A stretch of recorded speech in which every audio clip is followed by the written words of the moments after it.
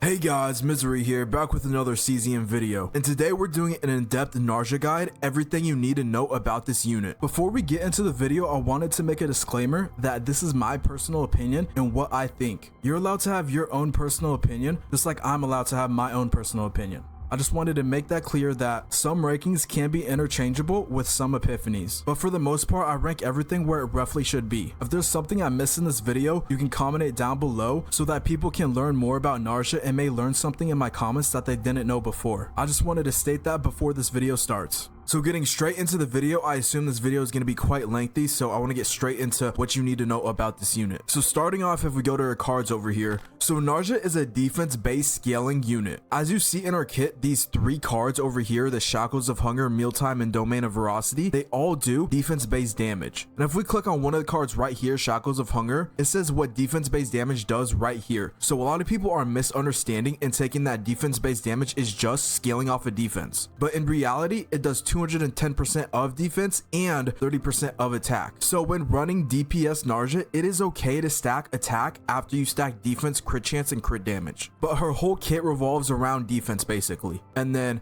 if we go over here to her basics, starting off with her basics, we have the NA attack response attack card as one of her basics. This just does 120% defense-based damage. That's it, it's just an attack card, it doesn't give anything else. But her defense responses, this skill card, it heals for 132% and gives 2 Voracity. And Narja's entire kit revolves around these Voracity stacks and her predation stacks, which we'll get into later. But what Voracity basically does is that when hitting with an attack card, it gives you a heal, which is 40% fixed heal. And if your health is above 50%, you get plus 30% damage amount dealt by any attack card in your hand. It's not just Narja's, it can be Serennials, it can be Luke's, it could be Charon's. Any DPS she makes instantly better due to her Voracity stacks. And this has a max cap of 30 stacks. And when you use an attack card, the stack gets consumed. So whether you are just healing or you getting the damage buff, it will consume 1 Voracity stack. Unless you ever E2, but we'll get into that later on when we actually talk about the dupes. And yeah, everything you need to know about her basics is that get rid of this attack card first. This is the worst one here, and ideally you want to get rid of all 3 if you can, but just like Mika, it's okay if you want to keep these for sustain because these give healing and Voracity. But Narja entirely replaces Mika. Narja does everything Mika does, but just buffed up and better and more. The only difference is that Mika gives straight up AP, whereas Narja can decrease the cost of cards, so you have a little more control with getting AP from Mika and being able to use it where you want, whereas with Narja it is like this Bottomless Hunger card right here decreases the cost of random cards in your hand. But yeah, that is mainly what you need to know about the basics. If we go to our first card right here, Shackles of Hunger, and we go straight to the epiphanies.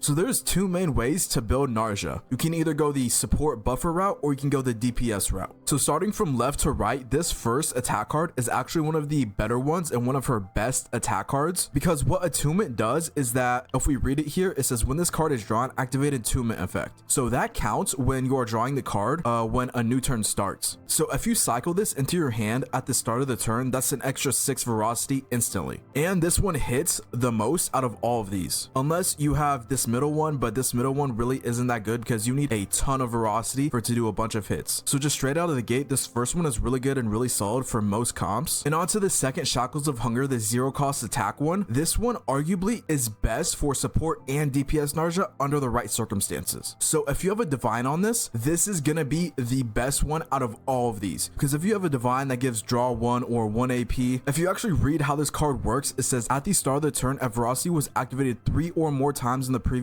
turn, move to hand. So if your previous turn you use 3 Voracity, you will get this in your hand at the next turn. So you'll get this very consistently and be able to use this a lot, which is why it's best for DPS and support Narja, because you're instantly going to be getting it every turn. And if you dupe this 4 times, you get like 4 of these every turn. So if this has like AP on it, it's basically similar to Serennial's homing laser AP, where you just start at the turn with it and can ramp up AP, or you know, you can put draw on it or vulnerable, anything, which is why it makes it arguably the best. But if it is just on a base regular epiphany for support Narja, it is not the best. But if it is for DPS Narja, then yes, the zero cost attack one is the best for DPS Narja. Another thing I wanted to add about this zero cost attack Shackles of Hunger is that when you play the Shackles and have 4 of it in a deck, you need to not proc Voracity until you have at least 3, because you lack solid Voracity game without Voracity on Voluntary Control with the move to hand Mealtime. So you will not be able to loop Shackles easily until you draw into at least 3 Shackles. And then onto this third one, this middle one, 1 cost Shackles of Hunger, 58% defense based damage times 3, add 1 hit for each 4 Voracity owned, max 3 times, so that's going to be 12 Voracity, and this can go up to 6 hits. This is the worst one for support Narja, but for DPS Narja, this is going to be like the 3rd best one. Still not as good as these first 2 for DPS Narja, and even for support buffer Narja, because these 2 are way better than this 3rd one for DPS or support. Because mainly when you're running DPS Narja, you want to copy Shackles of Hunger 4 times, as many times as you can. But if you're needing 12 Voracity to get the max amount of damage from this card, that's going to be hard because you only get 1 Voluntary Control and 1 Bottomless Hunger. So you're going to be low on Voracity a lot, and you're not going to be able to keep up with fully maximizing this card. And then onto the 4 Shackles of Hunger, this retain 1 cost. This is the best one for support buffer Narja because it decreases Voracity by max 5, and it gives plus 40% damage amount to the next used attack card for each amount decreased. And if 5 is decreased, you get 3 predation. So this Shackles of Hunger is really good for somebody with a big nuking card like Kayron's Black Hole. You just keep using this retain Shackles of Hunger, and it just builds up a ton of damage for your next attack card, which could be Kayron's Black Hole, or someone who just does a lot of AoE or multi-hits, because AoE is going to hit every enemy, or multi-hits is going to apply to every hit. But units with a lot of cards in a spammy playstyle like Serenial or Luke aren't really going to benefit from this Shackles of Hunger because it's only going to apply to one of their cards and not all of them. But yeah, in general, for most comps, this Shackles of Hunger for buffer Narja is going to be the best. But for support buffer Narja, this first one is probably going to be 2nd best just for the 6 Voracity. And yeah, onto this 5th Shackles of Hunger, this zero cost skill card. In my opinion, this is the worst one for obviously DPS Narja because this is like, you know, with support, it gives shield. Also for support buffer Narja, this is like the 4th worst one in my opinion. Not really worth taking because as you read, decrease Voracity by max 3, repeat for each amount decreased. So if I'm reading this correctly, you would get 210% shield for 3 Voracity, which may sound good, but the thing with Narja is you never want to decrease your Voracity if you can, because that is damage buffing on your allies that you're missing out on. And you may be asking, if you don't decrease Voracity, why is this 4th one the best one for support Narja? Because if you read it, it's giving you a damage buff on your next used attack card. So it's basically giving you a buffed up version of Voracity to your next attack card, whereas this 5th one, you're just losing out on the damage buff completely and you aren't getting any damage buffing. You're just getting shield instead. Not to mention this 4th one, if you decrease the max, you also get 3 predation, which is more damage buffing. But yeah, up on the screen this whole time, there should have been my rankings from 1 to 5, 1 being the best and 5 being the worst for support buffer and DPS Narja. Support buffer should be at the top, DPS should be at the bottom, but this is my personal opinion. Just because I rank something at 5 or 4 doesn't necessarily mean it's bad. It's just that there's a lot of better options that you could choose from. So that is Shackles of Hunger. If we back out of here real quick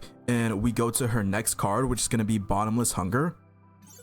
So what we did before, like we did with Shackles, I'm going to categorize this and rank this from best to worst for support and buffer Narja and DPS Narja. So starting off with this first Bottomless Hunger, this one's probably going to be the 2nd best for support Narja and the 3rd best for DPS Narja. It's definitely a lot better than the fake epiphanies on this one because the fake epiphanies on this one do not give Voracity. It just gives like an extra resolve or morale or something, and the 3 Voracity is going to be a lot more valuable. But what this one does is that the next 2 times Voracity is activated, decrease cost of 1 random card in hand by 1 turn. So you're basically getting 3 Voracity and netting yourself 2 AP positive because this activates twice. And then on to the 2nd Bottomless Hunger, the worst one out of all of these. Worst one for support buffer Narja and worst one for DPS Narja because it just decreases cost of 2 random cards in hand by 1 for 1 turns. It basically is the same thing as this first one, except you're not getting Voracity when this happens. So it's just a worse and dimmed down version of this first one. Not really much to say about this, but it's just the worst one out of all 5 of these for any Narja build. And then on to this 3rd one here, this unique Bottomless Hunger upgrade. When Voracity is activated 3 times in 1 turn, decrease cost of 1 random card in hand by 1 until used. So in my opinion, this is the 2nd worst one right behind the 2nd Bottomless Hunger. This is the worst and this is the 2nd worst one, this middle one. Whether it be for support or DPS Narja, this one really isn't that good unless you're just trying to make a thin deck with Narja and you need an upgrade card, because this really isn't that good or valuable. Yes, it's passive, but it can only activate 1 one time per turn, and it's only decreasing cost of one random card by one in your hand. Whereas something like this first one is decreasing the cost of two random cards in your hand because it activates twice, and you're getting Voracity with this. It's arguable that this second one could be better than this third one. I think these are interchangeable, but these are the two worst ones for Bottomless Hunger in my opinion. These really aren't that good. And yeah, onto this fourth Bottomless Hunger, plus 100% defense based damage, and it has retain. So this is going to be the best one for DPS Narja. This makes DPS Narja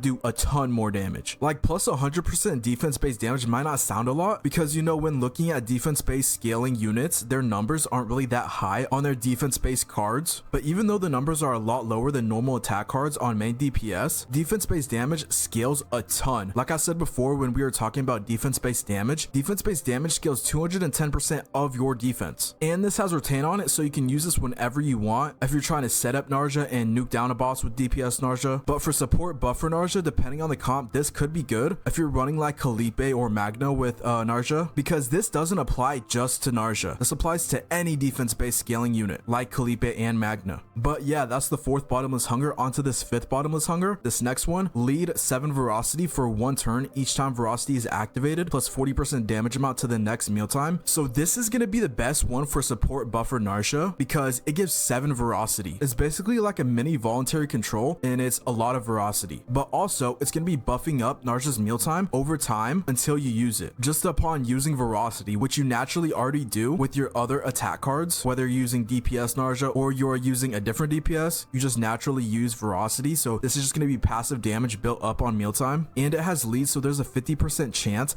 that this could be 0 cost instead of 1 at the start of the turn. But yeah, this one just overall is just really solid. And yeah, that's all the Bottomless Hungers ranked in my opinion. Onto the next card, which is going to be Voluntary Control.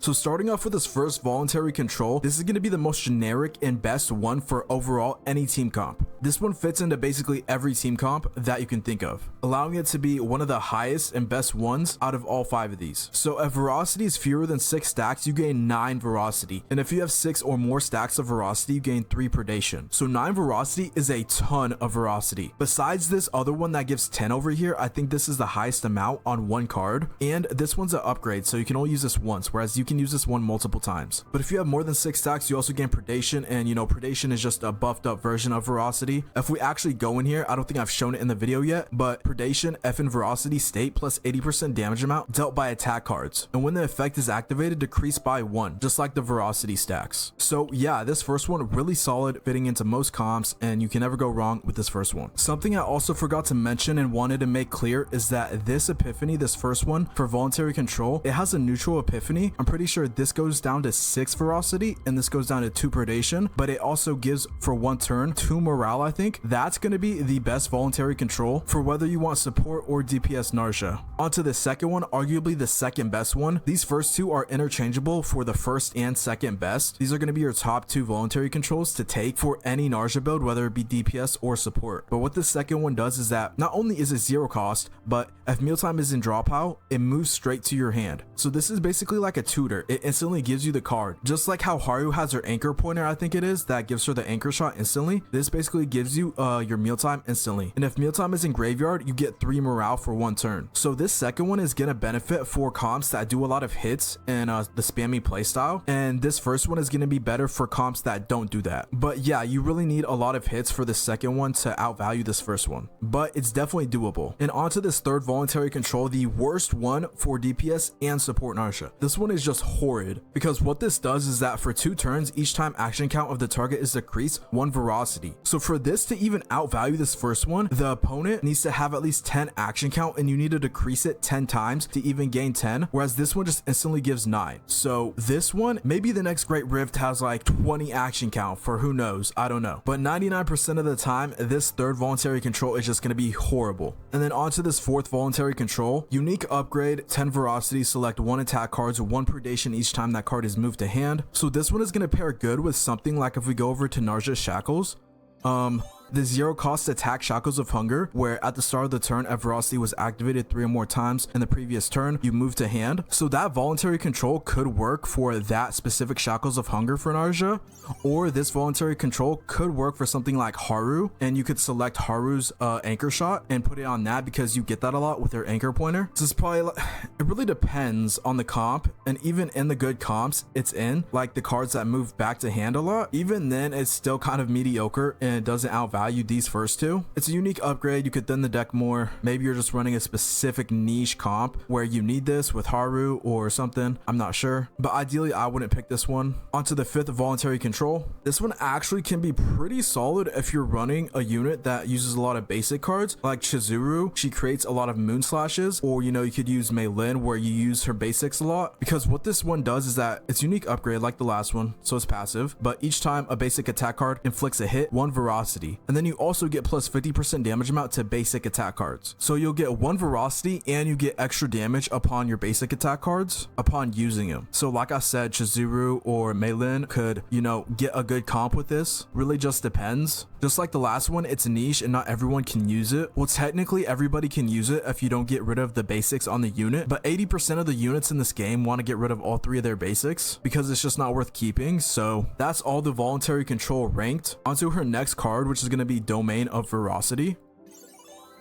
So this first domain, Voracity, is actually going to be the best one for support buffer Narja, because if you're using this and you're running somebody like Serennial with her, if you read what it says, 116% defense based damage to all enemies, so it's AoE, but also increases tenacity damage taken of the target by 100% until their next Ravage, and on Ravage you get 3 Voracity. So this is going to allow Serennial to Ravage even easier than she already does, plus you get Voracity on Ravage. So that one's going to really excel with Serennial, but just in general, when running support Narja, this one's going to be the best. For DPS Narja, this one's going to be mediocre. It's going to be like, you know, it's not going to be first or second best for DPS Narja, but if you can't get any of the other ones, then it's okay to take. And then onto this second one, which is going to be DPS Narja's best domain of Voracity, 116% defense based damage to all enemies for 2 turns plus 100% defense based damage taken by the target. Like I said before with that Bottomless Hunger that increases your defense based damage that you do for 100% 1 turn, this one's also going to increase a lot, because even though 100% may not sound a lot, this is taken by the target. So just like the other one is going to excel in a defense based comp, this one's also going to excel in a defense based comp, because if you're running Calipe or Magna, they are also going to get this buff because it's going to be a debuff applied on the enemy and they take more defense based damage. So running triple defense based skillers, this second domain Voracity is going to be super valuable. And then onto this third domain Voracity, 174% defense based damage to all enemies when hitting the target for the next 5 times, heal 40%. So something people may not know about this specific domain is that if there's 3 enemies and you use this, it applies this debuff to all 3 of them. So each enemy, for the next 5 times you hit them, you heal 40%. So say there's 3 enemies, you use this, you hit the first enemy 5 times, you're gonna heal 200% since it's 40% each time. But you move to the second enemy, you are also gonna heal another 200% because the debuff is applied per target. It's not just 1 target. So if there's 3 enemies and you hit 15 times, 5 on each, you're gonna heal 600%. This one is second best for support buffer Narja, but this is going to be one of the worst ones for DPS Narja. And then onto this fourth domain Voracity, 3 cost, retain, 371% defense based damage to all enemies if granted both Voracity and Predation activate 1 more time. So if you use this while having Voracity and Predation activated, this attacks twice, but it is pretty expensive with it being at 3 costs. This is going to be the second best DPS Narja domain, but this is going to be the worst one for support buffer Narja. And then onto this 5th one, this unique upgrade, each time Mealtime is used, heal 200%. This is going to be the worst one overall in my opinion, because although this is the worst one for support and buffer Narja, this 3 cost one, this is good on DPS Narja, whereas this 5th one is not good on DPS nor support Narja. This one really doesn't have a place and it's not really worth taking in my opinion. But yeah, that is all her cards with epiphanies ranked. Next, I'm going to go over Mealtime, even though it has no epiphanies, just so you can get a better understanding of her kit. So ideally, if you can, you want to use Mealtime first. So if it's like a turn 1 or turn 2, it's okay to not use it first. The main reason you want to use it first is because it gives predation. So like I stated before, predation is just a buffed up version of Voracity, giving a better damage buff than Voracity to your allies' attack cards. So you use Mealtime first and the predation afterwards will affect all attack cards you use, which is why you want to use it first. But another reason you want to use Mealtime first is that if we go over to our Voluntary Control epiphanies,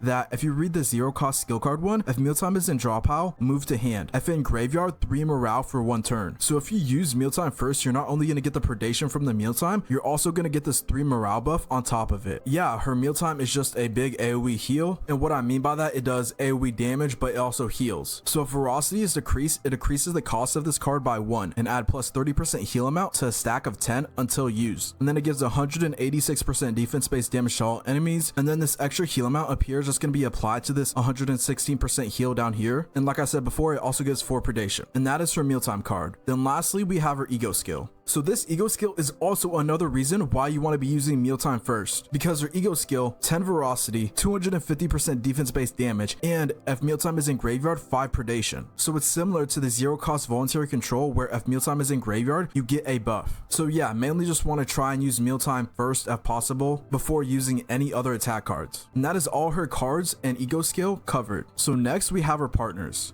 So for her partners, obviously her best in slot partner is going to be Gaia, because this partner was specifically made for Narja. So what this partner does is that increases the combatant's defense by 8%, which is, going to be good because Narja scales off of defense, but it's going to give a plus 20% defense based damage amount buff to the assigned combatant's instinct cards. And when using a unique attack card of the assigned combatant with an original cost of 6, you get an extra plus 20% to damage amount of all allies, which is basically just another ally buff. There is no other unique card in the game with original cost of 6. That is referring to her Mealtime card. And even then, if there was another unique card with the original cost of 6, this is a controller based partner, so they'd have to be the same class. And onto her ego skill, Ice Worm's Roar, 60% defense based damage times 4, and you draw 1 attack cards of Narja. So overall, this is going to be best in slot for Narja, but I don't really recommend pulling for this because every raid up partner we've had can really only be used on that specific unit, like Gaia for Narja, the one for Chizuru, or the one for Yuki, or the one for Haru. The only universal partner that we've had on a raid up was Pekka when we had Serennial's banner. You'll be just fine without Gaia if you're using a simple 4-star like Alyssa, because Alyssa also increases the combatant's defense, and you also get a heal at the end of the battle, and on her ego skill, it's a heal and morale. So Alyssa is pretty solid and probably second best for Narja. If you don't want to use Alyssa, I guess you could use maybe someone like Nyx or maybe Arwen. Nyx is going to be better than Arwen, of course, because Nyx is really good for any other controller, but the problem with Nyx and Arwen is that there's no defense percentage being increased by the controller effect. They both just give health and heal amount, which if you're past 300 defense on Narja already, I guess maybe you could run it, but I really wouldn't recommend it, because if we go over to her potentials and we go to her last major node, it reads that plus 10% damage amount to Voracity, and if Narja's defense is greater than 300, you get plus 20% damage amount to predation, which is mainly why you want to reach that 300 threshold, whether it be for support or DPS Narja. But once you reach that 300 threshold, it's okay if you want to stack other substats. Like if we go over to my Narja stats, as you can see, I have 730 attack, 303 defense, 485 health, 55.8% critical chance, and 203% critical damage. So you see I hit the 300 threshold, but then I just stack attack, crit chance, and crit damage after for DPS Narja, which is okay since we explained before that defense based damage scales off of attack also. But going back to her potentials and going over the other ones, this other major node plus 5% heal amount to Narja's NA defense response, and if Narja's defense is greater than 250, add an additional plus 5% to that modifier. So that card is just her basic card.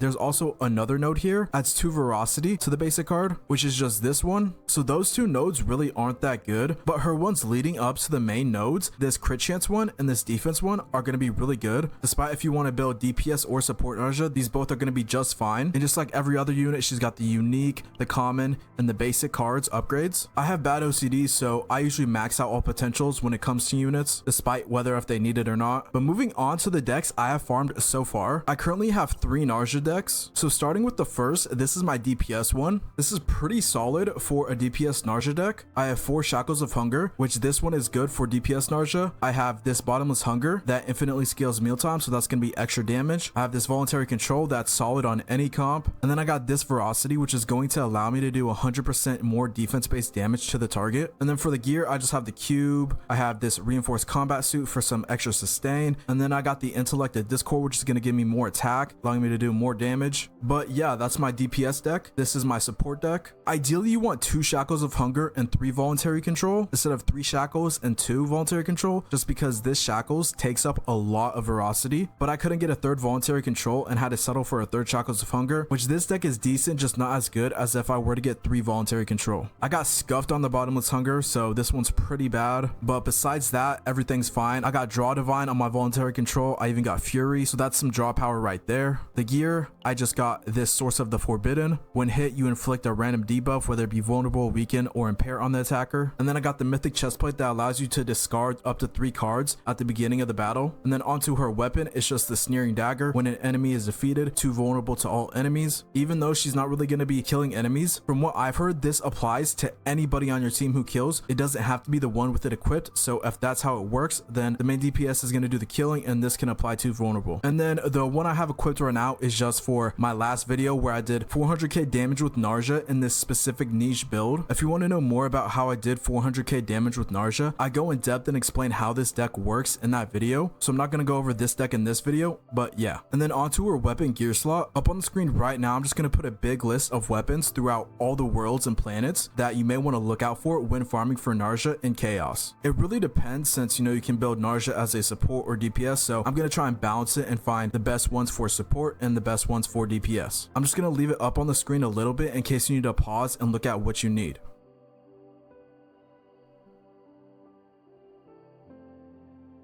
And then onto her armor gear slot, it's going to be the same as the weapons. I'm going to put a big list of what you want to look out for. The good thing about the armor weapon slot for Narja is that Cthulhu drops 2 pieces of mythic chest pieces that give defense. And before Narja was in the game, people dreaded getting those and hated getting them, but they are actually usable on Narja now, and they're pretty good on her since she scales off of defense. But yeah, I'm going to leave this up on the screen a little bit for you guys to see.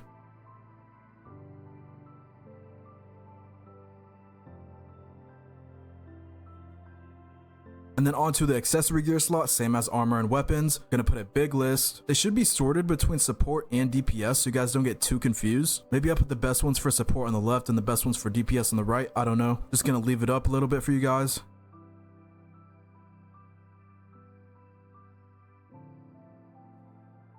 And yeah, that is all the gear she needs for chaos farming. Let's go to her memory fragments. So ideally for memory fragments, you want to be running 222 for support and DPS Narja. It's just going to vary a little. So for support Narja, you want the 2-piece defense set, the 2-piece HP set, and the 2-piece attack set. And then for DPS Narja, you want the 2-piece defense set, 2-piece attack set, 2-piece crit damage set. You do not want to be running 4 instinct piece sets on her because those suck on her. She's not like Serennial where she can easily ravage, so that takes 1 out of the question unless you are running her with Serennial. But even then, if you're running her with Serennial, using Serennial as the main DPS and not Narja. So the 4-piece instinct ravage set is going to be useless on Narja, and the other 4-piece instinct set requires you to have 4 cards to get the damage buff. But when you're using Narja, you're going to be using a lot of cards, and you're probably not going to be at 4 or more most of the time, because when running her as a support, you want to buff your other units. And even as a main DPS, she's not like Serennial where she can create a ton of homing lasers or spammable cards, so that 4-piece instinct set is not really going to be ideal on her. Just running 222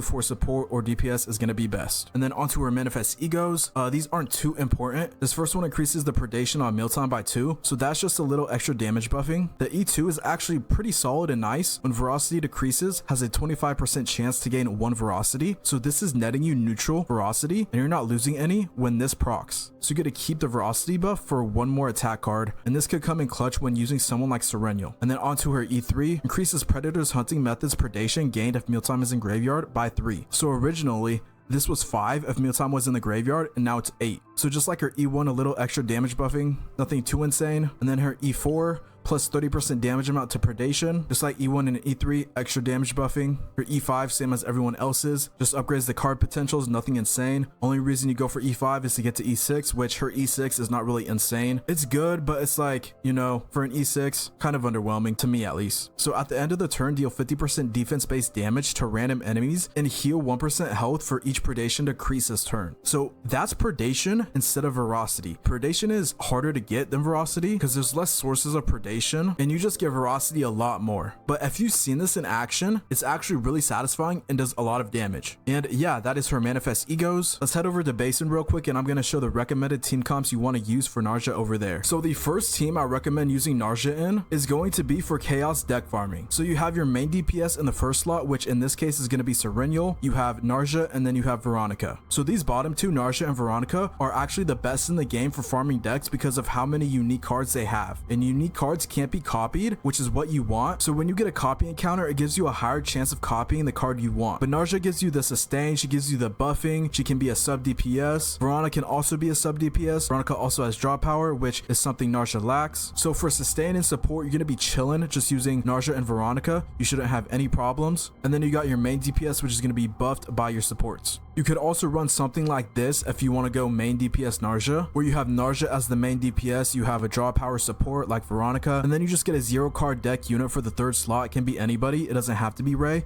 but my Ray, she has this 1 card deck which is also going to be buffing and helping Narja because this upgrade unique card plus 40% damage amount of cards with cost 1 or less, and Narja's DPS cards are usually 1 or 0, allows you to cycle a lot faster using DPS Narja. But the first team I showed, the chaos deck farming team, that one is probably going to be mostly the one you use and ideal for support Narja because you just want a main DPS, you want to draw power, and then Narja is going to be the one buffing. So yeah, those are the 2 teams I recommend for using for Narja, whether you want to use her as a support or a DPS. But I think I covered everything you needed to know about Narja in this video. If it was informative and helpful, I would very much appreciate it if you guys could like, comment, and subscribe. It took me some time and a lot of effort to make this video, so any support and love would be very much appreciated. But let me know down below what you want to see next, if you want me to do more guides or if you have a specific video that you want me to do. Until then, take care, peace, and be safe.